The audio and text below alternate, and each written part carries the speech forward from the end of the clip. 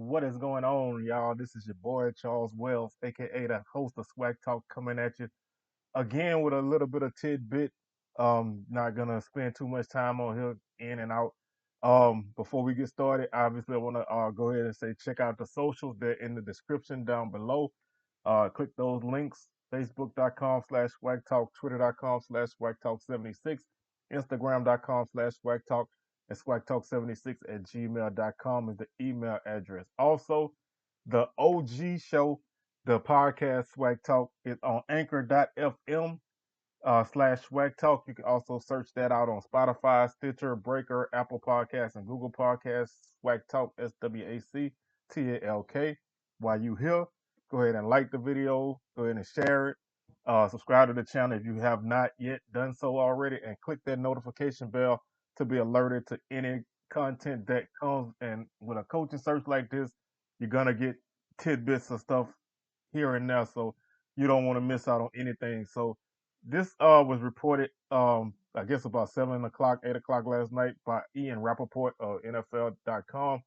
He stated that Marshall Faulk was interested in the Southern University job, and there was apparently some mutual interest. Now I waited a little while before I put this out there because I didn't want to just jump on here.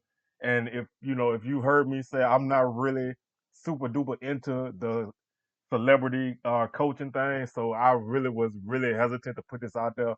But it already gained mad steam. If you search Marshall Faulk Southern University on Google, you see almost any site has it up there. So it is news that is all around. So I figured why not just go ahead and put my little spin on it and talk about it for a hot second.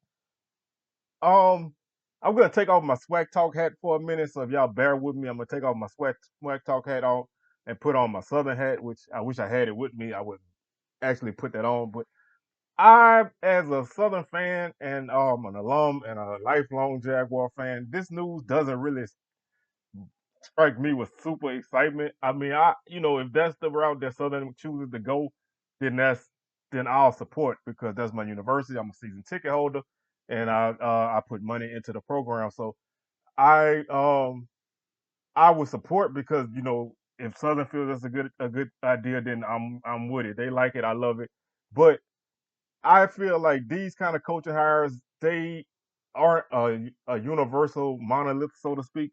What works for one program may not work for another, and that's what we need to be careful about when we start to throw out these names for these kind of things. Dion at Jackson State was a great match.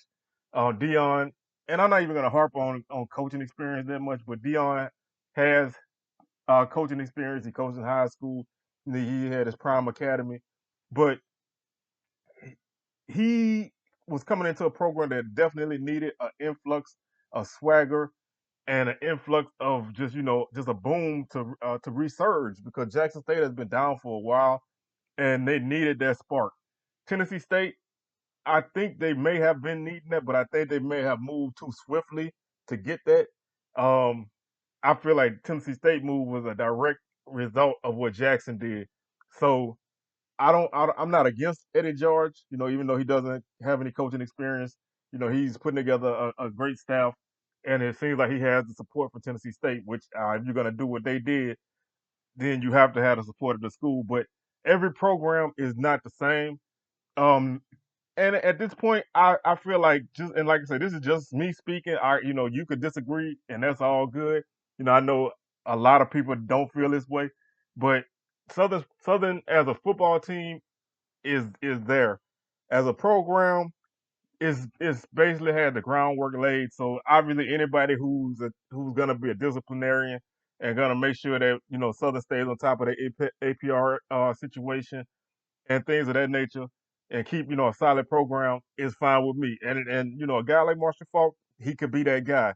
I'm not like I said, I'm not even worried about what everybody else is arguing about with coaching because most of the people who are being considered for this job have no head coaching experience. Now they do have actual coaching experience, and that's a different thing.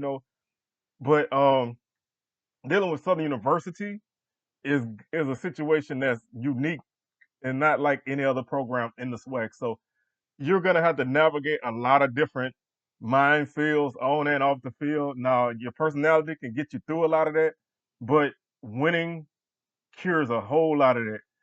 And if you find yourself, with a guy who may not be as sharp in all aspects of program building, then you could take a step back. And I feel like I would rather have somebody who can kind of just keep the ship going, and then if the need arises, you keep that name in the hat. But personally, I feel like if this news is out there, I'm not saying that it's gonna happen, and I'm not saying it's a done deal or anything like that. So don't quote me on that.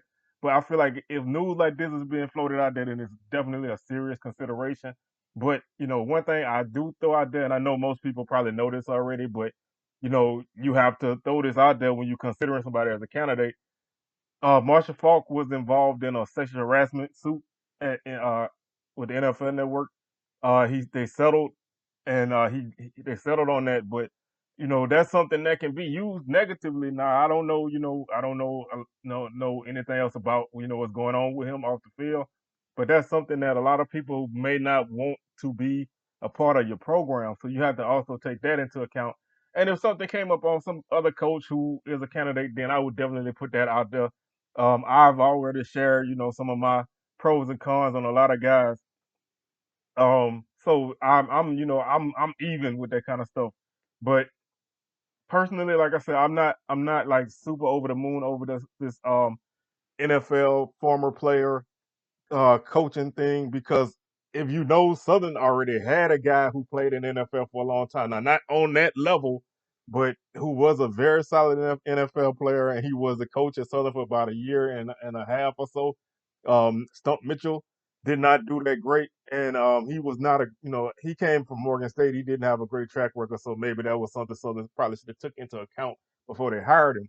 But he was a good guy, and he helped get the program back on solid footing. So I'm like I said, I'm of two minds. My thing is, this is bringing a lot of eyes on the program at this stage, and if he is hired, they're gonna bring a lot more eyes to the stage, and obviously money's gonna come with that, and we hope that recruiting can come with that, because it's not just walking into somebody's house and saying, "Yo, I'm Marshall Faulk, come play for me." You have to have an identity and a personality that will sell these guys to come to your school, especially early, because a lot of these guys who are doing this are going to be doing this sight unseen. And Dion had that in spades. So that's, I don't want any, I think once you start to look at the way Dion did things, you can't really expect that to be done at other schools, because nobody else is Dion Sanders.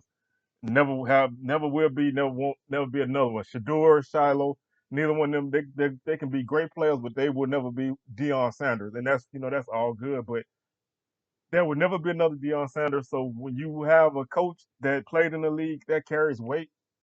But it's gonna have to go beyond that at some point. So that's something that's gonna have to be taken into account. And one thing that I look at right now is we're almost in May, and fall practice starts in August basically. So are you gonna have? And this goes for any coach outside of an interim hire.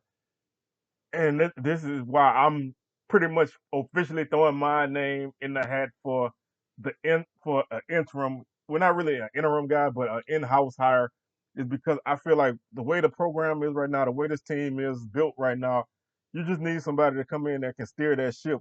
And you need to keep as much continuity as you can. Any new coach is going to want to bring in his guys, and a guy that is not a coach and has no coaching connection, so to speak, no coaching tree to pull from. Is he gonna say, these guys, I'm cool with, they can stay, or is he gonna reach out to, you know, other guys that he knows from playing football, and bring in, his own coaches, and which means now you're gonna have to start working in a new system in a short period of time, which means probably you're gonna have a season of vanilla football, because how much can you do? Are you willing to keep things as they are to fit the talent that's here? There's a lot of variables that go into a coaching hire, especially in this short frame of time. And a lot of these things don't just apply to a guy like Marshall Faulk. They apply to almost anybody who comes from outside of the program. But like I said, I'm officially throwing my name in the hat for an in-house hire, just for the sake of continuity. if if anybody else they bring in, then I'm gonna support. I'm still gonna be a season ticket holder. I'm still going up pretty much all the games and all of that. So I don't really have a lot negative, to say about this news that came out. I just wanted to wait a little while before I put anything out there because, you know, it was just, it was just when I saw it, I couldn't really believe it. But if there's some, this has come up, then there's obviously some smoke behind this, but we'll see, what happens as time goes on. I still expect the coaching hire to be made within the next couple of days, begin the end of this week, beginning of next week. So we'll see. I mean, obviously, if he's interested and Southern's interested in him, then they have at least. I hope they vetted him to the point that they're satisfied with what they found. And then if that's the case, then what more can we say? But hey, welcome aboard. So taking my Southern hat off, put my Swag Talk hat back on. Um, this is big news, and like I said, Southern University football name is all over the internet right now, and this could be a thing that can continue if they choose to bring him on because obviously that exposure, as people love so much right now, is gonna be there. So people are already talking. I mean, like the man hasn't even been announced as the coach or anything like that, but people are already talking about November 14th, I think. Southern Jackson State, Baton Rouge, Deion Sanders, Marshall Faulk. They're already drawing this out, and already drumming this up. So if this happens, then things are gonna be at a fever pitch, and I feel like this could be the start of an arms race in Black college football. And if you follow FBS football, especially Power Five football, you know that there's an arms race, with TV money, facilities, coaching salaries, all support staff off the field, all that. And to a degree, I feel like this could be the start of a arms race in HBCU football.